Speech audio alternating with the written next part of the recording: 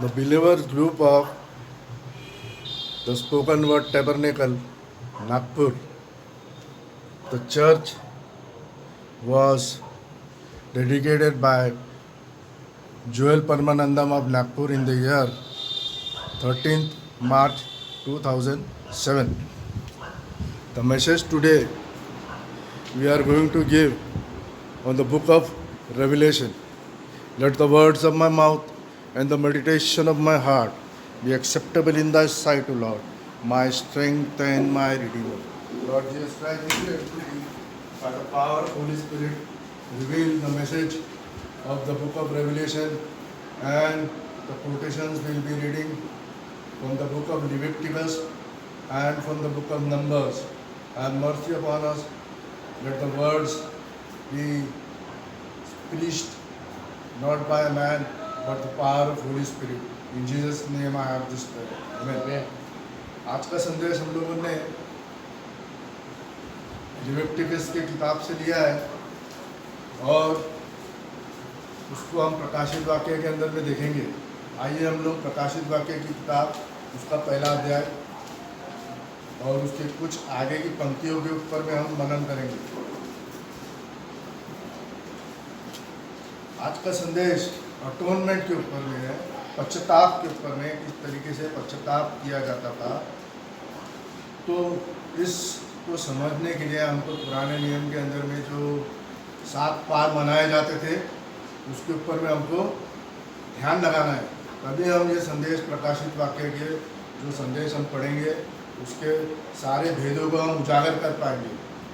और दूसरा है उसका मंदिर, उसमें जो क्रॉस के समान हुआ करता था, पीतल की वेदी होती थी, जिसमें होम बलि चढ़ाया जाता था, और एक पीतल का और होता था जिसमें पानी रखा जाता था, हाथ और पैर जिसमें याजक हुआ करते थे। और पर्दे के भीतर जो था वो मिलाप वाला तंबू हुआ करता था। उस मिलाप वाले तंबू के अंदर में याजक तो बार बार आ सकते थे, लेकिन परम पवित्र स्थान का जो पर्दा था, टैबरनेकल था, वहाँ पे याजक सिर्फ साल में एक बार भी आया करता था। ये सारी चीज़ों को जब हम समझ लेंगे तो ये सारा चीज़ हमको सपोर्ट करेगा और फिर हम लोग प्रकाशित वाक्य की पुस्तक को हम लोग ठीक से समझ पाएंगे। प्रकाशित वाक्य का पहला अध्याय और उसकी पहली आयत देखेंगे। यीशु मसीह का प्रकाशित वाक्य, ये पूरी किताब जो है पुराना नियम है और फिर नया नियम है, और उसके बाद में आखिरी वाला जो भाग है वो है प्रकाशित वाक्य। अब पुराने नियम का जो खुदावन है अब नए नियम में आने के बाद में वो चेंज होता नहीं है।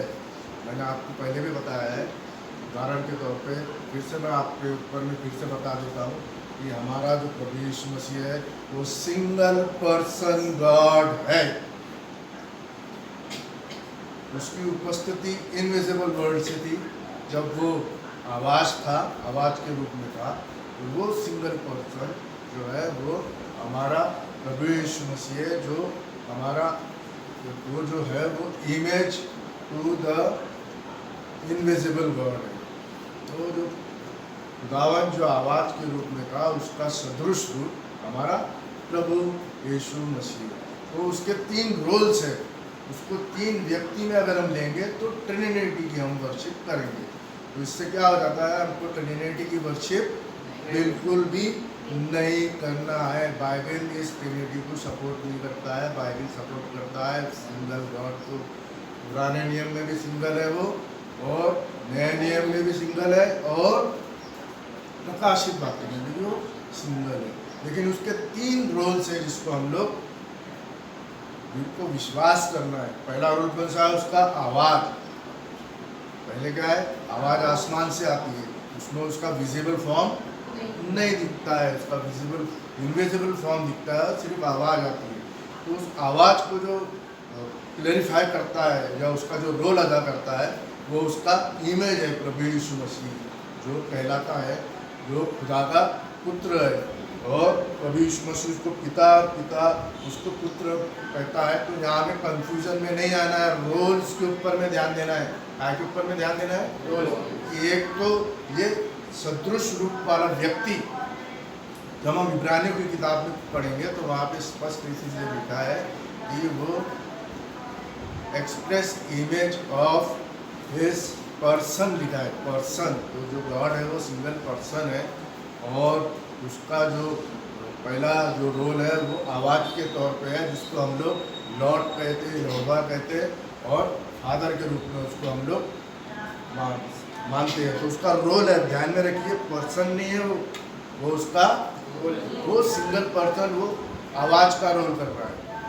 फिर उसने अपना सदृश फॉर्म बनाया जो प्रभु यीशु मसीह कहलाता है, जिसको हम कहते हैं एंजल ऑफ द लॉर्ड। दो वर्ड्स आ रहे हैं, एंजल है और एक लॉर्ड है। तो लॉर्ड का जो एंजल है वो प्रभु यीशु मसीह है, और जो व्यक्ति का आवाज़ आसमान से आती है और जो उसका सदृश रूप है प्रभु यीशु मसीह, एंजल ऑफ द लॉर्ड जो है, जिसको हम कहते हैं हिंदी में यहोवा का दूत, और उसको क्या कहते हैं, आवाज़ को सेनाओं का यहोवा। और दोनों की जो है वो पवित्र है, मतलब दो रोल जो है वो एक सिंगल पर्सन करता है जो पवित्र है, और वो पवित्र आत्मा के रूप में, डव के रूप में, सिल्वर डव के रूप में वो अपने आप को आज हमारे इस युग के अंदर में अपने आप को दर्शा रहा है। मतलब ब्रैनम की कब्र के अंदर में सन 2002 के अंदर में कबूतर उसके याजक के अंगूठे से जाता है और चक्कर लगा के फिर वो वापस अंगूठे से लपटे जाता है। फिर दिल्ली में भी ब्रदर आशीष लाल की जो मीटिंग है उसके अंदर में भी रैप्चर जब वर्ड किया तो उनका दाहिने हाथ से जो है पिलर ऑफ फायर आया, और कबूतर सिल्वर कबूतर के तौर पे, पिजन के तौर पे उड़ता है और आसमान में जाता है। और हमारे इस कलीसिया में भी सिल्वर डव कब आया, जब हम लोगों ने वो संदेश दिया आज से 3 महीना पहले। डव है और थियोफनी है ब्रदर ब्रैनम की, मर गए लेकिन थियोफनी के अंदर में जिंदा है, और सिल्वर डव की उपस्थिति वहाँ पे हमने देखी। जो 3 चीज़ों के अंदर में हमने देखा है कि जो यूहन्ना जब जॉन द बैप्टिस्ट बपटिज्म दे रहा था प्रभु यीशु मसीह को, तो उसने क्या देखा, पवित्र आत्मा को कबूतर की नाई उतरते हुए प्रभु यीशु मसीह के ऊपर में रेस्ट करते हुए देखा। जो याजक लोग वेदी पे लहू छिड़कते थे ना, ऐसा लेके अंगूठे से पकड़ के, तो अंगूठे से ही उसका स्प्रे किया जाता था। स्प्रे, तो जो स्प्रे होता है वो पवित्र आत्मा को दर्शाता है। ठीक है, अब हमने भूलना नहीं है कि प्रकाशित वाक्य के अंदर में जब हम पढ़ेंगे तो 4 व्यक्तियों का जिक्र किया गया है। तो हम लोग आपको यहाँ क्लियर करके दिखाऊंगा। अभी आपको सबसे पहले क्लियर हो गया कि व्यक्ति गॉड हमारा सिंगल गॉड है, पर्सन गॉड है, व्यक्ति है, और उस सिंगल व्यक्ति इनविजिबल वर्ल्ड के अंदर में है, और उसने अपनी उपस्थिति काय में दिखाई, प्रभु is the express image of his person. प्रभु यीशु मसीह इसका इमेज है। जब आपको खुदा को देखना है तो प्रभु यीशु मसीह को देख लो, प्रभु यीशु मसीह को देखना है तो खुदा को देखना। एक ही जो है अगर दिख रहा है तो उसके 2 रूप है। इसका एक अश्रुत फॉर्म है और दूसरा सदृश फॉर्म है। एक तो इनविजिबल फॉर्म है और दूसरा विजिबल फॉर्म है। अब ये एक ही पर्सन है, उसका ये इनविजिबल आवाज सेनाओं का यहोवा और इमेज यहोवा का दूत, दिखने वाला रूप। ठीक है, और ये पूरा की पूरा पवित्र आत्मा है। और पवित्र आत्मा को कैसा देखेंगे आप, समझेंगे, डव के समान, सिल्वर कलर डव उड़ते हुए वो आजकल दिखा रहा है। और आप लोगों ने देखा है कि हमारी कलीसिया के अंदर में ये काम बहुरूपी से हुआ है ना। अब इसको हम लोग अगर देखना है तो इस फोटोग्राफ के जरिए से देख सकते हैं कि किस तरीके से ये सिल्वर डव है, उड़ते हुए आता है। और फिर ये मेरा 2000 अक्टूबर 27 में 25 साल हमारी कलीसिया को हो जाएगा, है ना। सिल्वर जुबली हमारी कलीसिया की हो जाएगी।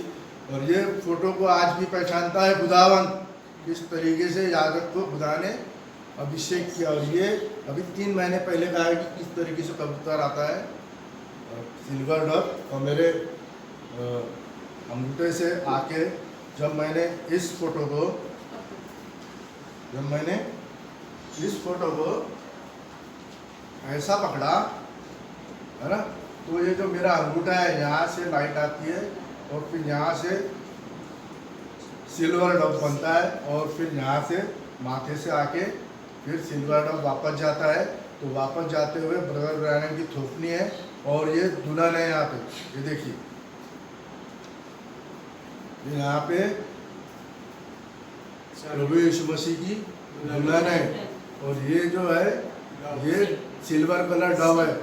और ये जो दिख रहा है यहाँ पे, ये जो शख्स है ये थ्योफनी है ब्रदर ब्रैनम की। आप ये संदेश मेरा जब आप देखेंगे जिसके अंदर में मैंने डव और सिल्वर डव और ब्रदर ब्रैनम की थ्योफनी के बारे में मैं आपको अपना संदेश दे रहा था, तो उसके अंदर में 37 मिनट के अंदर में आप देखेंगे 37 मिनट के अंदर में तो 3 सेकंड के अंदर में पिलर ऑफ फायर आता है और कबूतर के फॉर्म में आता है और ऐसा आके उसको स्लो फॉर्म में लेने के बाद में फिर ये फोटोग्राफ उसके अंदर में निकली। यानी कहने का मतलब ये है कि खुदा की दुल्हन कलीसिया पूरे विश्व के अंदर में तैयार हो चुकी है और हमारे जरिए से खुदा इस सारे संदेश को और भी उजागर कर रहा है। खुदा ने उजागर कैसे किया? ब्रैनम के संदेश से। क्योंकि मूसा जब लाल समुद्र पार कर दिया और फिर जब इनको फिरौन के सामने में खड़ा किया, तो फिरौन के सामने में खड़ा रहने से पहले खुदा ने मूसा को कहा कि तू एज ए गॉड होगा। अब बाइबल में तू तेरा ऐसा लिखा रहता है, क्यों लिखा रहता है? उसका ये तात्पर्य है कि प्रभु यीशु मसीह हमें अपना भाई कहने से भी नहीं लग जाता, इसके लिए वो हमसे अपने भाई के रूप में बात, इसके लिए तू तेरा ऐसा, हम लोग बाइबल के अंदर में भी ऐसा लिखा है। तो कहता है कि तू एज अ गॉड रहेगा और तेरा जो भाई है हारून वो एज ए प्रॉफिट रहेगा। इसके लिए हम देखते हैं कि मूसा ने कभी लाठी नहीं फेंकी तो सांप बन गया और मेंढक आ गए और बहुत सारे 10 प्लेग्स जो होते हैं उसको लाठी को हारून के पास में दी जाती थी और हारून को करता था, क्योंकि वो एज अ गॉड है। गॉड खुद नहीं करता, जो भी आविष्कार करता है सारी चीज़ें करता है, जो कुछ दर्शाना है दिखाना है वो अपने नबी के जरिए से दिखाता है। और वो नबी भी है और हारून पास्टर भी था, प्रीस्ट भी था। तो ये हमारा प्रीस्ट भी है और हमारा प्रॉफिट भी है, ठीक है ना।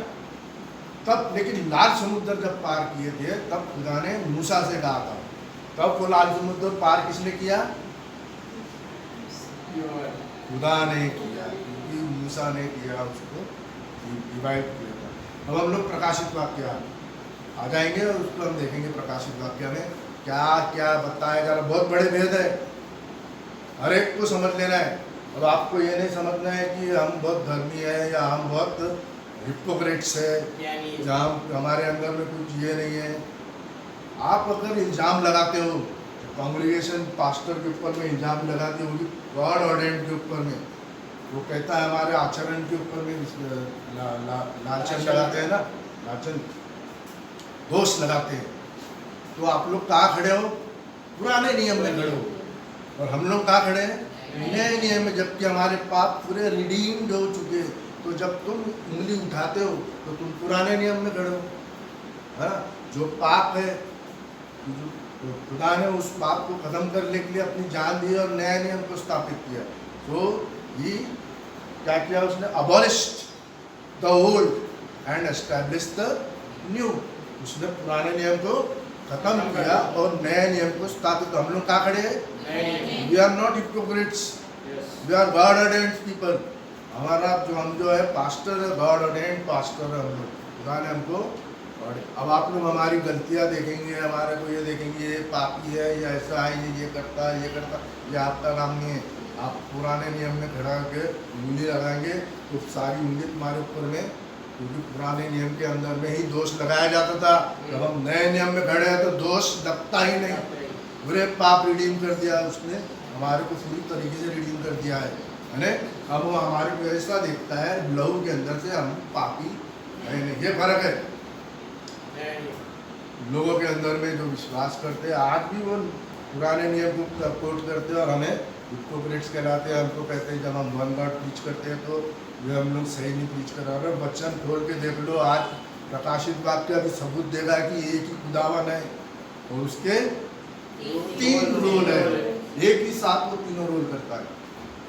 ठीक है, हमारे अपने संदेशों के अंदर में भली बातें समझा दिया हो और आपको समझना है बात को, तो पूरे संदेश को आपको A to Z सुनना है। कम से कम 25 से ऊपर मैंने संदेश दिया है, उसको एक एक करके माइन्यूटली देखना। फास्ट फॉरवर्ड करके देखेंगे तो आप अपनी ज़िंदगी को नहीं बचा पाएंगे। आपके सोल को बचाना है तो आपको उस संदेश को क्लियरिटी से सुनना है। भविष्यवक्ता का संदेश सुने, बाइबल खोलो, पढ़ो और उसको समझने की कोशिश करो कि बाइबल क्या बता रही है, क्योंकि इन्होंने बाइबल को उजागर किया। हम लोग अभी क्या कर रहे हैं, बाइबल को उजागर किए जो इन्होंने पहले से ही उजागर कर दिया है। देखो पहली लाइन क्या है, यीशु मसीह का प्रकाशित वाक्य। तो पूरा प्रकाशित वाक्य, पूरी बाइबल किसके बारे में है, एक ही शख्स के बारे में है। दर्शाती है, बताती है कि तुम्हारा एक सिंगल पर्सन गॉड है। तब लोगों के माइंड में ये आ जाएगा कि वो तो खुदा का पुत्र है, वो उसका रोल है, आपने ध्यान में रखना है। एक पर्सन का गॉड पिता का भी रोल है, वही शख्स का पुत्र का भी रोल है, वही शख्स का पवित्र आत्मा का भी रोल हो, जो सिल्वर डव के रूप में हमारे अपने आप को दर्शा रहा है हमारे सारे बिलीवर्स के लिए। और बिलीवर्स लोग बिलीव करेंगे, सारे लोग नहीं बिलीव कर पाएंगे। थोड़े से लोग होंगे जो विश्वास करेंगे, सब लोग नहीं। ठीक है ना। अब हम देखेंगे जो उसे परमेश्वर ने इसलिए दिया कि अपने दासों को वो बातें, बिलीवर्स को वो बातें समझाए जो गुप्त रखी गई है, दुनिया की नींव रखने से पहले से ही गुप्त थी। खुदा का जो मेमना था, from the foundation of the world से ही उसकी नियुक्ति हो चुकी थी मेमने की। हमारा बलिदान पहले से ही खुदा ने यहोवा जायरा करके प्रोवाइड कर दिया है। ठीक है ना। वो पूरा एक शख्स के ऊपर में प्रकाशित वाक्य से लेके उत्पत्ति, उत्पत्ति से लेके प्रकाशित। उत्पत्ति में क्या लिखा है, आदि में खुदा ने स्वर्ग और पृथ्वी की रचना की, आकाश और पृथ्वी की रचना की। किसने, एक सिंगल पर्सन गॉड ने। प्रकाशित वाक्य में भी यूहन्ना ने जब सिंहासन देखा तो एक ही वो विराजमान देखा। तो आपको पर्सन एक ही दिखेगा पूरे बाइबल के अंदर में। ठीक है ना। तो ये जो आवाज है ना, पहला क्या है, प्रभु यीशु मसीह का प्रकाशन, पहले नंबर पे। दूसरे नंबर पे खुदा ने उसको इसलिए दिया कि दासों को, जो बिलीवर्स लोग को, वो बातें जो शीघ्र होने वाली है आप लोगों को दिखाए। तो ये आवाज हो गई। पहला क्या है, खुदावन प्रभु यीशु मसीह का प्रकाशित वाक्य। दूसरा क्या है, आवाज। वो आवाज कह रही है कि तुझे वो बातें दिखाएगा जो बिलीवर्स को समझानी पड़ेगी, जिसका शीघ्र होने अभी बाकी है, दिखाए। तो ये कौन दिखाएगा, भविष्यवक्ता। भविष्यवक्ता ने दिखाएगा। प्रभु यीशु मसीह जो है भविष्यवक्ता के जरिए से ही बोलता और बातचीत करता है। तो प्रकाशित वाक्य किसने बोला, पूरे विश्व के अंदर में पूरी किताबें आप छान लोगे, पूरे यूट्यूब छान लोगे, जीमेल जितने भी है, क्या बोलते, गूगल के अंदर में सर्च कर लेंगे, सारे संदेश के अंदर में आपको एक ही व्यक्ति ऐसा दिखेगा जिसने बाइबल का प्रकाशित वाक्य से लेके बाइबल के उत्पत्ति से सारे भेदों को उसने हमारे इस युग के समय में उजागर कर दिया। और सातवीं कलीसिया काल का दूत है, उसके सर के ऊपर में पिलर ऑफ फायर है। आप बोलेंगे कि मनुष्य को काय की पूजा कर रहे, हम मनुष्य की पूजा नहीं कर रहे, सर के ऊपर में ध्यान दो, वो आपका खंबा है। तो आप बोलेंगे ये फोटो क्यों लगा दिए, तो ये फोटो इसलिए कि प्रभु यीशु मसीह की आंखें और दुल्हन की आंखें दोनों एक दूसरे के साथ में मेल खा रही है, और तब दुल्हन, इनके दोनों के मेल से दुल्हन तैयार हो रही है, और ये है वो दुल्हन।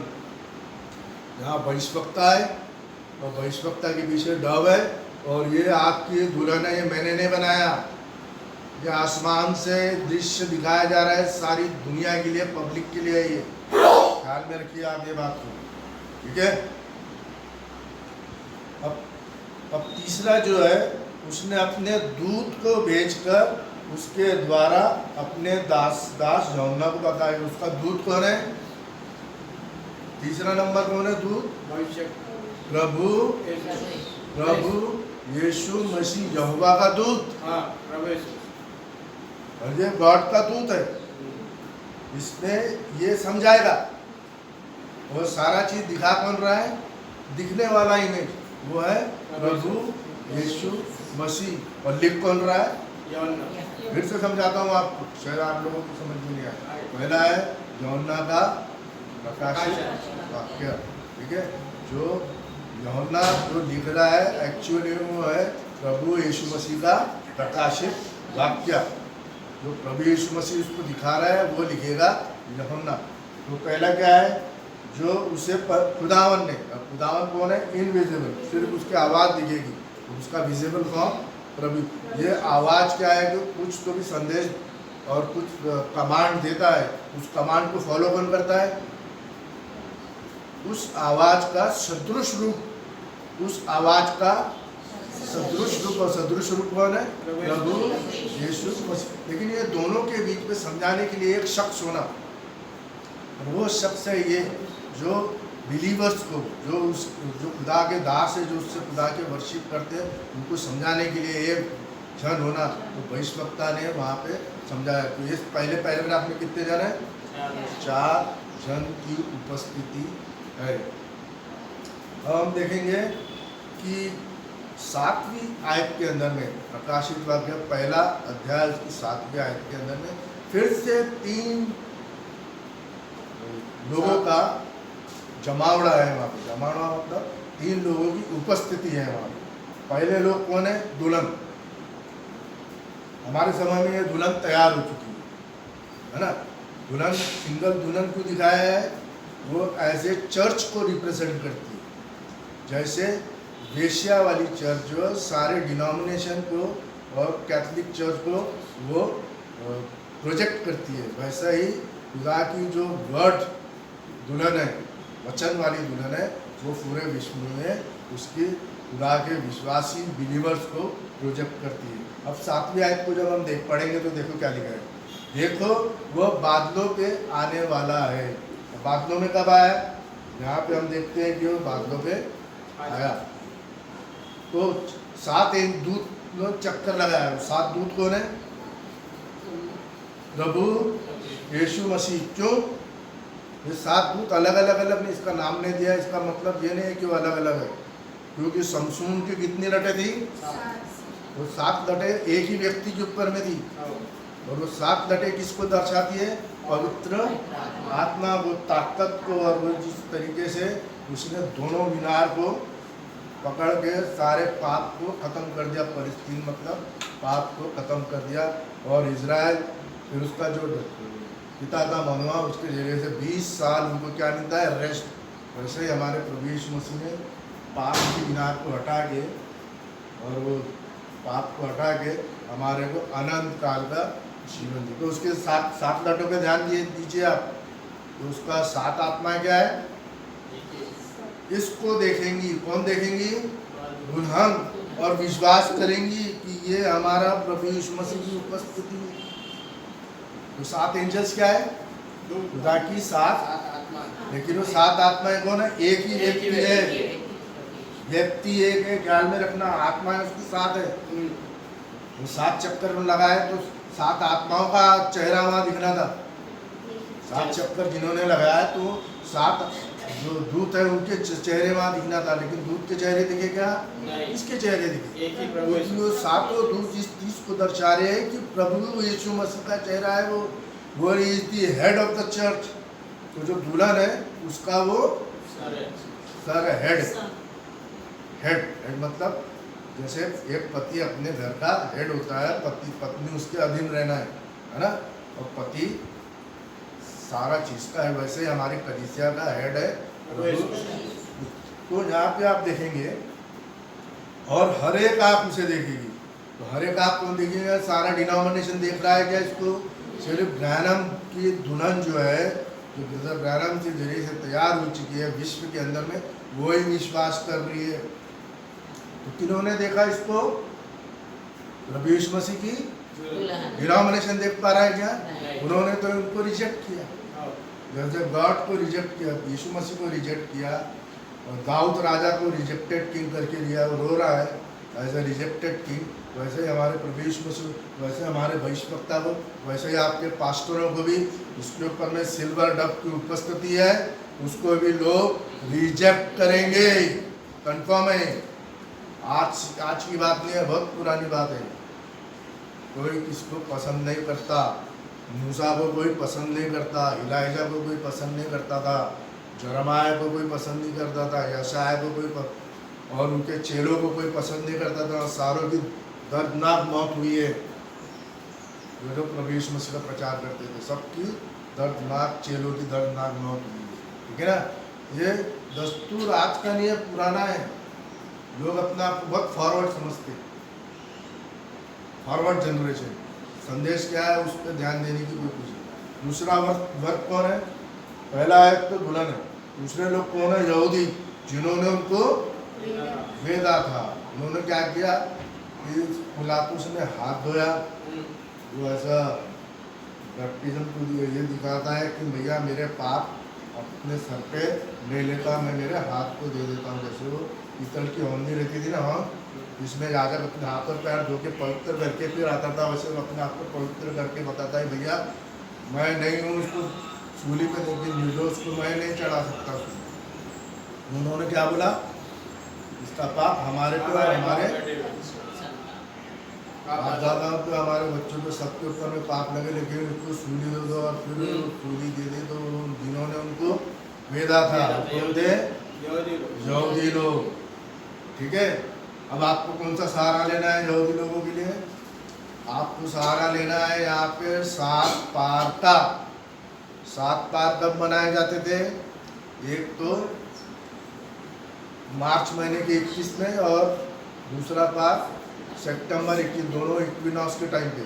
तो पहले पार के अंदर में फसह का पार होता था जिसमें बलिदान को दर्शाता है, दूसरा अखमीरी रोटी का पार, और तीसरा पहली उपज, और 50वें दिन के बाद में अखमीरी रोटी से 50 दिन गिनने के बाद में पेंटिकॉस्ट का पार। ये दुल्हन के लिए है, और दुल्हन इसी 4 पार के अंदर में तैयार हो चुकी है। खुदा का लहू परम पवित्र स्थान में और पवित्र स्थान में पहुंच गया है। बहुत हम लोगों ने उस पर विश्वास किया और खुदावन ने प्रभु यीशु मसीह की दुल्हन तैयार देखी है। हम लोग सब डिनोमिनेशन के बाहर वाले लोग हैं, जितने डिनोमिनेशन में भरे हैं। तो लौदीकिया काल की पुस्तक प्रकाशित वाक्य 3रा अध्याय पढ़ लेना, 9वीं आयत से आगे, उसके अंदर में लिखा है लौदीकिया काल की हालत। ये आया है कुछ अकारी, अंधी और ये आया है कोई काम, तो बोलता आपसे सुरमा ले ले ताकि तू देख सके। इसके लिए खुदावन कलीसिया को क्या कर रहा है? लौदीकिया काल को खटखटा रहा है। इसका मतलब खुदावन बाहर है। इसी के लिए हमारी कलीसिया बाहर है डिनोमिनेशन से, क्योंकि उन्होंने वन गॉड को विश्वास, ट्रिनिटी पे विश्वास किया। भविष्यवक्ता को उन्होंने रिजेक्ट किया, खुदावन को उन्होंने रिजेक्ट किया, और खुदा के ऑर्डेंड पास्टरों को भी लोगों ने रिजेक्ट किया। ये सबूत है कि हमारी जो कलीसिया है स्वर्ग में पहले नंबर पे जाएगी। उन्होंने बादल का खंभा भी विश्वास कर लिया है, ठीक है। अब सितंबर महीने में जो पार होता था वो टूरी फूकने वाला पार होता था और पश्चाताप का पार होता था। पहले तारीख को टूरी फूकी, 2 दिन टूरी फूकी जाती थी, ठीक है ना। समझ में आता दिखता नहीं था चांद आया कि नहीं आया, तो इसलिए बादल की वजह से कभी एक दिन या तो दूसरे दिन 2 दिन वो लोग बचा देते थे, और उसके 10 दिन के बाद में 10 दिन का पश्चाताप करते थे वो लोग, और फिर पश्चाताप की बलि चढ़ाई जाती थी, ठीक है ना। तो वो लोग वो चीज़ किसके लिए है? वो चीज़ यहूदियों के लिए है जिन्होंने उसको वेदा था। जब वो पहचान लेंगे, प्रकाशित वाक्य के 11वें अध्याय के अंदर में पहचान लेंगे, तब उनको खुदावन क्या करेगा? पश्चाताप के रूप में उनको बचाएगा। प्रकाशित वाक्य के 8वें अध्याय में 7वीं मोहर के अंतर्गत आध घड़ी का सन्नाटा है। उस सन्नाटे के अंदर में एक स्वर्गदूत बलिदूत स्वर्ग से नीचे उतरा और कहाँ खड़ा हो गया? सोने की वेदी के बाजू। मैंने आपको समझा है, पीतल की वेदी है ना, यहाँ पे होम बलि चढ़ाया जाता था। इस पर हम लोग ने विश्वास कर लिया है ना। पहला पार, दूसरा पार, तीसरा और चौथा पार।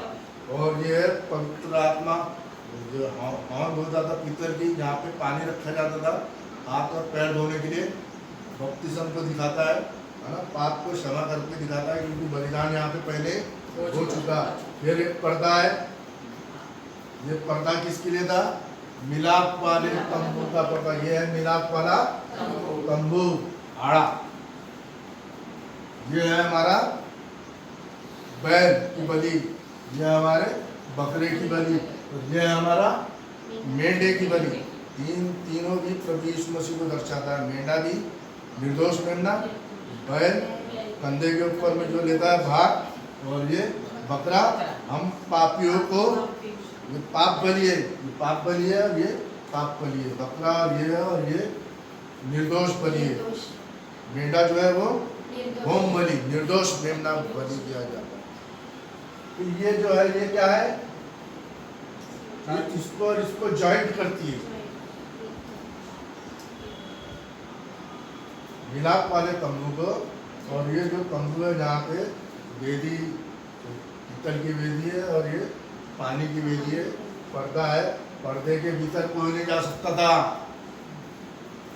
पर्दे के भीतर सिर्फ याजक लोग आते थे, और ये यहाँ से धूप लेते थे, धूप आसमान से आती थी और ये वेदी को जलाती थी, और यहाँ से आग लेके वो 7 दीवट को जलाते थे। और ये 12 रोटी, ये कौन है? दुल्हन है। और ये कौन है? यहूदी है। ये कौन है? पाप है।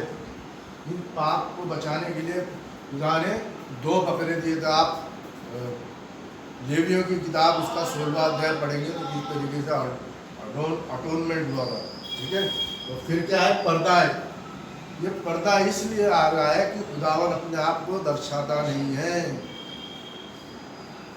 मूसा को भी खुदा ने कैसा दिखाया अनिल? झाड़ियों में आपके पीठ दिखाया। वो कह रहा था कि मेरे को आप चलो मेरे साथ में, मैं अगर आप नहीं चलेंगे तो मैं नहीं जाऊंगा इनको लेके कनान देश के अंदर में, मैं नहीं जाऊंगा। अगर तो बोला खुदावन तुम मेरा दूत तेरे आगे आगे चलेगा, और तुझे पता है वो दूत कौन है? आवाज़ जिससे वो बात कर रहा था, दिख नहीं रहा था, तो बोला मेरा दूत, यानी वो है प्रभु यीशु मसीह। आवाज़ को फॉलो कौन करता है? कमांड को फॉलो कौन करता है? उसका दूत। तो उसने प्रभु यीशु मसीह ने अपनी पीठ दिखाई। चेहरा क्यों नहीं दिखाया? क्योंकि मंदिर के अभी भी पर्दा लगा हुआ था, इसलिए खुदा ने मूसा को अपना चेहरा नहीं दिखाया। लेकिन 3 जनों को खुदा ने अपना चेहरा दिखाया। काय में दिखाया? यशायाह नबी 6वां अध्याय, यहेजकेल पहला 1:26 के अंदर में, और यूहन्ना प्रकाशित वाक्य के 4थे अध्याय में उसने स्पष्ट एक ही सिंहासन है और उस पर एक विराजमान है, और आवाज़ जो बात करती थी, कमांड देती थी, उसको सुनते हुए जब उसने देखा तो उसने प्रभु यीशु मसीह को वहाँ बैठे हुए देखा। आवाज़ को सुनते हुए देखा, और देख किसको रहा है? वो यीशु को, पर बैठे हुए तो नहीं है। आवाज़ और जो दिख रहा है वो एक ही व्यक्ति है, ठीक है। क्यों दिखाया? क्योंकि ये पर्दा हट गया करके वो दिख रहा है वेदी के अंदर, सिंहासन के अंदर। प्रभु यीशु मसीह क्यों दिखाया है उनको, यूहन्ना को और इसको, यशायाह को, यहेजकेल को और यूहन्ना को प्रकाशित वाक्य में? क्योंकि वेदी का काम पूरा हो चुका था, है ना। कहाँ हो चुका? खुदा ने क्रूस की बलि दी थी, जब ये पीतल की हौंडी के अंदर में ही होम बलि चढ़ाई जाती थी, मेंढा, बैल और बकरा, और एक बकरा यजेल के लिए छोड़ा जाता था। इसके लिए वो छोड़ा वाला बकरा जो था, इसके पाप को क्षमा हो गई है करके दर्शाता कि तुम दोनों के पाप क्षमा हो गए। पर ये लोगों ने अभी तक विश्वास नहीं किया, यहूदियों ने अभी तक विश्वास नहीं किया। दुल्हन ने विश्वास कर ली, कंफर्म हो गई। जो फोटोग्राफ में दिखाया है, दुल्हन कंफर्म हो गई, ये मेरे हाथ पर नहीं है, ये अलौकिक चिन्ह है, आसमान से आए, जैसे पिलर ऑफ फायर अलौकिक है, ये दुल्हन अलौकिक है, चिन्ह के रूप में दिखाया गया है। विश्वास करो तो बचोगे, नहीं विश्वास करोगे तो कुछ तो भी डीमन वाली आत्मा आपके अंदर में पोजेस्ट की है, जो आपको ये सच्चाई को मानने से इनकार कराती है, काम के अंदर में खड़ा लगाती है कि आप कभी जिंदगी में सच्चाई तक कभी जिंदगी में पहुंच ही नहीं सकोगे, पहुंच नहीं पाओगे।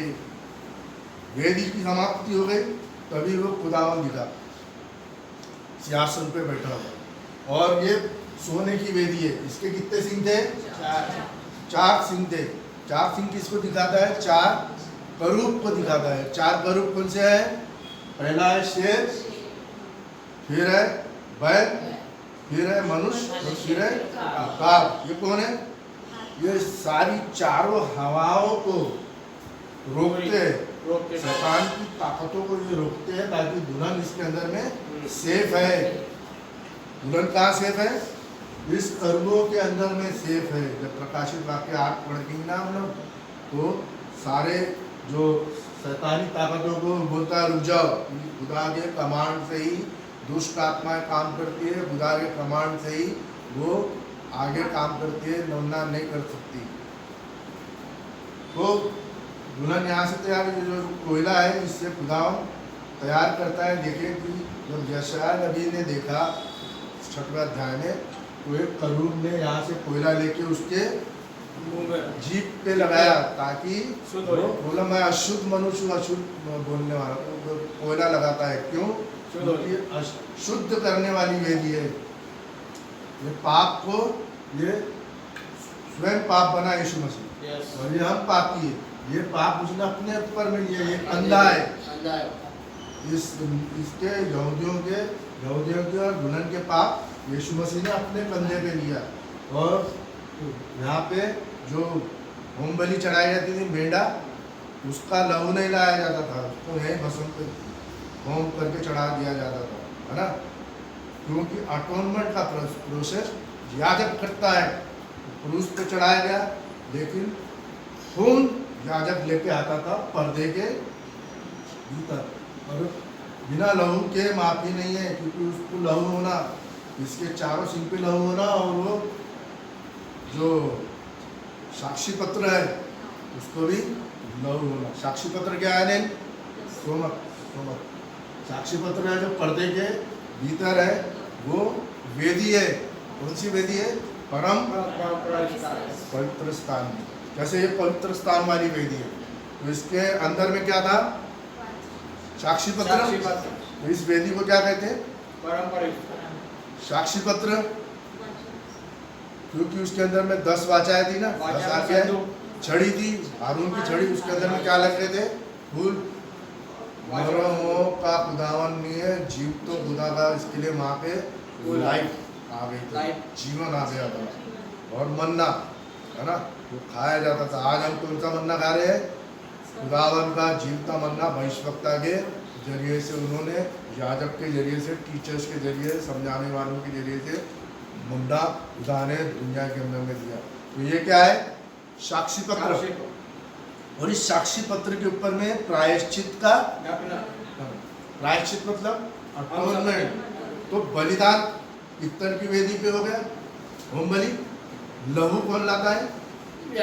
अंदर लेके आता है। तो अटोनमेंट का काम आप नहीं करते, अटोनमेंट का काम कौन करता? प्रायश्चित का काम आपने प्रायश्चित किया, लेकिन आपकी प्रायश्चित को खुदावन उस लहू के जरिए से लेके आता है कि मैंने इन सब का प्रायश्चित कर दिया। तो बैल का लहू और पकड़े कर बैल का लहू लगाया वहाँ पे, कहाँ पे लगाया उसने?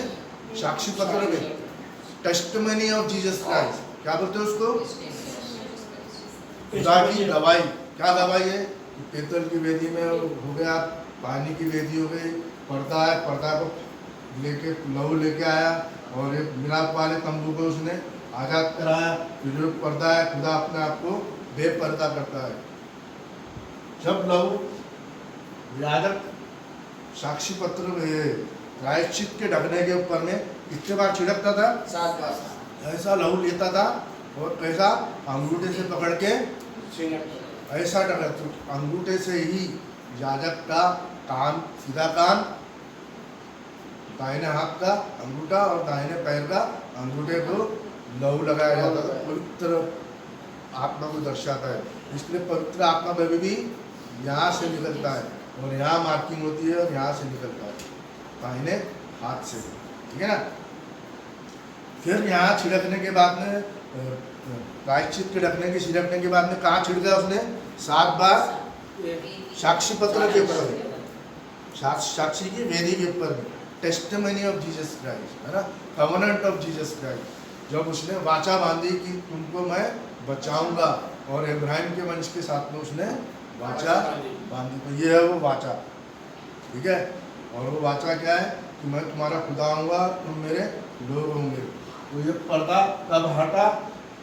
जब लहू देख लिया उसने खुदावन ने, तो यहाँ पे वो आमने सामने बात करता था, है ना। अब मूसा यहाँ तक ही आता था, बात करता था गिलाप वाले तंबू में, जब तो बादल का खंभा आता था घोड़े पहाड़ पे और उनसे बातचीत करता था, तब अंगार आती थी, पहाड़ को जलाती थी और वहाँ पे मूसा खुदावन के साथ में बात करती। क्या था? मिलाप वाला तंबू। और ये क्या? बाहरी आंगन में लोग रहते थे। और जब वो साक्षी ये वाले टेबरनेकल पे आता था ना, कौन सा टेबरनेकल कहते हैं इसको? मिलाप वाले तंबू के सामने आता था ना, तो उसको क्या कहते थे? मूसा यहाँ पे था, वहाँ क्यों नहीं गया था? क्योंकि अटोनमेंट का प्रोसेस होना था, लहू वहाँ पे पहुँचना था। क्रूसिफिक्शन पे खुदावन चढ़ा नहीं था, वो यहोवा जो उससे बात कर रहा था उसको वो काम करना था, इसलिए वो मिलाप वाले तंबू। जब वो यहाँ आता था मूसा, तो कॉन्ग्रीगेशन अपने अपने टेंट में चली जाती, तंबू में चली जाती थी 12 पुत्र के हिसाब से, 3 इधर 3 इधर 3 इधर और 3 इधर, ठीक है ना। क्योंकि यहाँ पे जब प्रभु यीशु मसीह जाता था ना, तो सब खाली रखना पड़ता था, कोई भी यहाँ नहीं, सिर्फ याजक की सिवा नहीं, और कोई मौजूद नहीं होना चाहिए, है ना, नहीं तो वो खत्म किया जाता। फिर वो जब लहू लग गया तो लहू लेके ये 4 सिंह के ऊपर में लगाता था, पर्दा हट गया, पर्दा हट गया। ये पर्दा कब हटा? जब वो लहू ले, हाँ, ओके। फिर कहाँ गया? ये पर्दे को हटाया उसने, क्यों? क्योंकि लहू देखा उसने, और पर्दे के साक्षी पत्र पे और प्रायश्चित के ढकने पे लहू चिपका, तो वही लहू लेके कहाँ लगाया उसने? 4 सिंह के ऊपर। 4 सिंह किसको दर्शाता है? पावर। प्रभु यीशु मसीह के 4 करूब है, वो प्रभु यीशु मसीह के पावर को दर्शाता है। आज आप काय से बचे हो? कौन सा पावर है? उकाब, क्योंकि वो दूर देखता है ना। और पुराना मन्ना नहीं, ताज़ा मन्ना खाता है। ये कौन सा लाइव टेलीकास्ट वाला ताज़ा मन्ना है, ये प्रकाशक का रेवलेशन आपको हम समझा रहे हैं, जो आज तक वेद खुले नहीं है, तो आज आपको इस कलीसिया के जरिए माध्यम से हम आपको समझा रहे हैं, सारे विश्व में जाएगा। अब तीसरा वर्ग कौन सा है? लेफ्ट। यहाँ वापस आ जाए आप 7वें अध्याय के 3री आयत से, 7वें अध्याय के पहले अध्याय की 7वीं आयत। और पृथ्वी के सारे कुल उसके कारण छाती पीटेंगे। ये यहूदी लोगों ने पश्चाताप कर लिया, हमारी दुल्हन तैयार होने के बाद में, दुल्हन आसमान में जाने के बाद में, वो 2 भविष्यवक्ता आएंगे, मूसा और इलियास, वो क्या करेंगे? इनको तैयार करेंगे और ये यीशु मसीह की गवाही के लिए अपने प्राण दे देंगे। तब उनको 7वें अध्याय में रिडेम्पशन मिल रहा है, क्योंकि 7वें अध्याय में प्रकाशित वाक्य के अंदर में 1,44,000 रिडीम किए हुए जैतून के पर्वत पे यीशु के साथ में खड़े हुए पाए जाएंगे। तो ये कौन है? यहूदी लोग हैं जिन्होंने कभी पाप किया नहीं, सिंगल रहे लोग, है ना, पवित्र लोग हैं। उनको वहाँ पे माफ़ी मिली। इसके जरिए से मिले जब उन्होंने विश्वास किया कि ये बलिदान हो चुका है। हम लोगों ने पहले 5 पार के अंदर हम लोगों ने विश्वास कर लिया। पहला पार कौन सा था? फसह का पार, या यीशु किसी ने विश्वास की दुल्हन ने। दूसरा पार कौन सा था? 7 खमीरी रोटी, 7 दीवट को दर्शाती है वो, 7 कैंडल्स को, 7 परिशिका यीशु मसीह ने लेके अब तक। और फिर ये 12 रोटी इसको दर्शाती है यहूदियों को। हम लोग का उद्धार हो गया। और 5वां दिन क्या है? पवित्र आत्मा उतरा, कबूतर की नाई, और उन पे रेस्ट किया जीप की लपटों के समान, आग के पिलर ऑफ फायर के अंदर में, है ना। और पिलर ऑफ फायर आप देख सकते हैं धरन के सर के ऊपर में मेरे जो चढ़ता है मेरे मैसेजेस के अंदर में, यहाँ पे मेरे आंखों के अंदर में सारे विजन्स आपको देख रहे होंगे। अब आप देखेंगे कि ये मनुष्य के ऊपर में ऐसा क्या और ऐसा हो सकता है क्या? बाइबल बताती है everything is possible with God. अभी यीशु मसीह सारे चीज़ को पॉसिबल करता है, ठीक है ना। अब ये 3 चीज़ हो गई। अब हम लोग आ जाएंगे प्रकाशित वाक्य के 8वें अध्याय के अंदर।